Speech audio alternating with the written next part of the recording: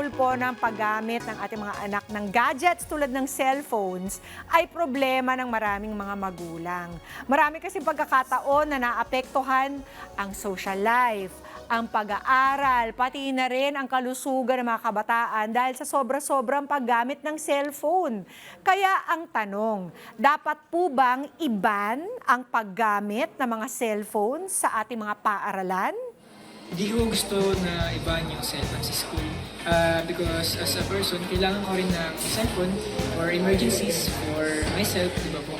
Kaya mas pabor po ako dun po sa hindi po maiban yung cellphone po sa schools. Siguro po hindi sa ngayon kasi kailangan na po rin ng natin bilang mga magulang, lalo pag nasa school yung mga anak natin. Siguro po meron lang times na ilimit natin sila sa paggamit ng gadgets. For me po, di po ako papayag dahil ngayon sa panahon natin, advanced na po talaga.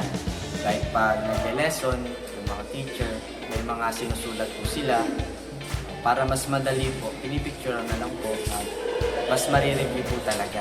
Hindi maganda o hindi tama na iba ng cellphone kasi nagdaan na kami dyan na doon na hindi kami mamomonitor ng magulang namin. Kami bilang magulang, pinaka-easy access para mamonitor ang anak sa cellphone. Kaya dapat siguro turuan na lang natin ang tamang disiplina sa paggamit ng cellphone yung mga anak. Kasama ko po ngayon si Attorney Rizal May Ostia Alburo para pag-usapan natin to. Good morning, Attorney. Good morning, mga kada. Ikaw ba, Attorney, you're also a mom? Not yet. Di ba? Not yet. Pero may mga pamangkin ako. Okay, and you're very familiar with this kind of problem. I'm sure yung mga siblings mo na pagreklamuhan ka na sa todo-todong paggamit ng cellphone ng mga anak nila.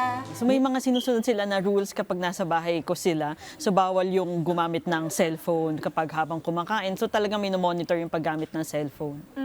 Ngayon ba, Attorney, kasi meron kami nababalitaan na may mga panukalang batas na magbaban ng paggamit ng cellphone ng mga bata sa loob ng paaralan.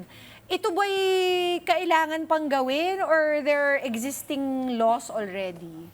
Wala pa tayong batas patungkol dyan. Pero as early as 2003, naglabas na rin naman ng memorandum order na pinagbabawal yung paggamit ng cellphone sa loob ng classroom. Department Order number 83 of 2003, DEX pa noon at that time. So hindi na bago yung usapin na yan. I think siguro kaya gusto nilang gawing batas para mas magkaroon ng force yung ganitong panukala. At saka parang yung panukala is a ban of the use of cellphones in schools in general. Kasi sa ngayon, ang nakikita ko, ako I'm a mom, I have my kids bring cellphones for emergency purposes kapag kailangan nilang magpasundo ng maaga or kapag meron silang nakalimutan sa bahay tapos kailangan nilang ipadala. What can you see is the problem behind this new proposal? Siyempre yung proposal, hindi siya pwedeng general, like yung ibaban mo talaga all throughout yung paggamit ng cellphone. Marami pang pag-uusapan regarding dyan kasi dapat ano ba yung public purpose na ini-aim na solusyonan nung batas na ito. Kasi siyempre paggamit ng cellphone, hindi naman siya talaga Masama. negative or per se, diba? Dahil kung marami naman din tayo mga nakikitang educational. And marami din naman mga paraan yung mga school para i-avoid yung paggamit ng cellphone.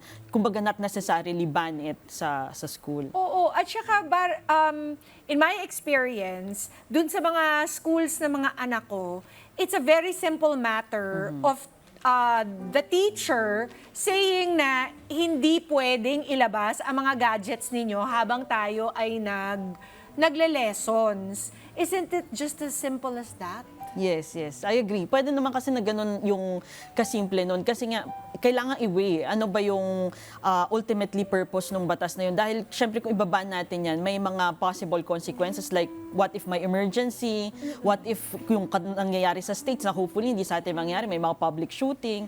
So yun yung mga kailangan nating i-safeguard din sa kung iyon man ay papasaman yung batas na ganun. Attorney, how about teachers? Does this mean that the teachers themselves cannot also bring cellphones sa paaralan? Kasi it's a blanket ano, 'di ba? It's a blanket ban against taking cell phones to schools. Pagdating dyan, iba kasi ang... Parang problematic lalo Yes. pag hanggang Oo. teacher, 'di ba? Yes, kasi kung sa teachers, syempre, ginagamit nila as a form of communication and hindi kasi lahat ng schools may wifi. So, Correct. nag-access din sila ng information about it and iba din kasi ang level pagdating sa mga teachers, pagdating sa mga students. So, kailangan pag-aralan kung pati yung sa mga schools ay sa mga teachers ay ibaban din nila. Sa inyong palagay, may basis po ba para gawin pa tong ano na to, itong batas na ito? Sa ngayon kasi yung mga schools naman, even without the law, they are already implementing it. So, pwedeng i-justify, maaari under the doctrine of parents patria, kasi yung state ay tinuturing na magulang ng mga citizens nito. Pero kailangan pag-aralan na mabuti kasi baka mamaya meron kang ang gustong i-push na positive, yan nga, iban yung mga students sa paggamit ng cellphone para maging less distracting. Pero ultimately, ano ba ang nasa-sacrifice? Like, for example, safety and security na hindi rin pwedeng hindi mapag-usapan.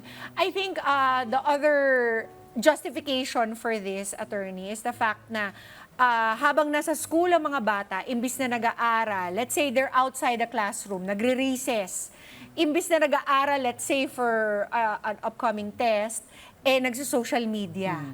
Or which could also endanger them, but more importantly, or more obviously, takes away time from reviewing kasi meron silang paraan na ma-distract sila, di ba? So, pwede ba nating bigyan ng control yung mga moments nila na hindi naman sila actively nagsa-study when this is their own time na? Okay. Pero nasa loob sila ng school. Pero nasa loob sila ng school. Yung schools kasi, mga administrators, they can impose penalties or policies, no, pagdating sa paggamit ng phone even if they are on break. Kasi nga kung gusto nila, for example, i-foster yung better communication with their classmates instead That's of one. using cellphones na lang nila, Oo. di ba? So, pwede naman mag-create ng mga ganong klaseng policies yung mga schools. So, in your opinion, attorney, ano na lang yung mas effective way and mas practical way to solve this problem of kids overly using phones instead of socializing or studying when they're in school? I think it all boils down din sa paano sila i-train ng mga magulang nila kasi syempre yung parents pa rin naman ang nagsasabi kung masyado ng heavy usage na ba yung pagdating sa cellphones. And pagdating naman sa school, so syempre teachers are the second parents. So kung nakita na nilang ganun and may policy nga regarding dun sa hindi, for example, not using cellular phones during school hours kahit na naka-break, they just need to implement it strongly para din malaman ng mga estudyante that the school is serious about it. Tama. Maraming salamat, attorney. Why don't you go ahead and tell Arcadas po kung saan sila makakahanap saan po kayo mahanap if they need any legal assistance or consultation po? Yes, you can Google us, alburolaw.com, and also follow us in our social media page. We have Facebook, TikTok, etc. Yes! Maraming salamat, Attorney Rizal, diba? Pati yung mga attorneys natin ngayon, SOCMED savvy. Maraming salamat po sa pagbisita ninyo today. Mga Kanet 25, this is Pia Guanyamago. For more Kada Umaga updates, please click the subscribe button and follow us on Net25 social media pages at Net25 TV and at Net25 Entertainment Facebook page. See you guys. Bye!